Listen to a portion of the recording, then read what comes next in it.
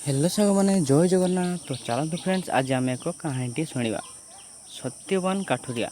तो वीडियो को भल लगे लाइक करूँ, चैनल को सब्सक्राइब करूँ। तो चलतु फ्रेंड्स, आज कहानी शुणा। गोटे गाँव में जड़े गरीब काठुरिया रोते।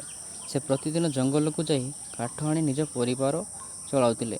दिने से नदी कूल गछ काटू काटू हाथ कुराड़ीटे नदी में पड़गला। से बहुत दुख हो कांदीबाकू लगिले।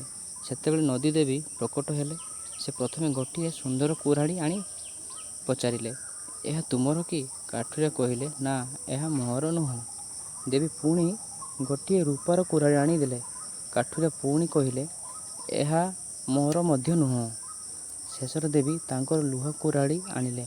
काठुरिया खुशी होई कहले, हाँ, यह हेउची मोर कुराड़ी। तांकर सत्यवादिता देखि देवी खुशी हेले एवं पुरस्कार रूप सुना, रूपा और लुहार 3टी कुराड़ी देदेले।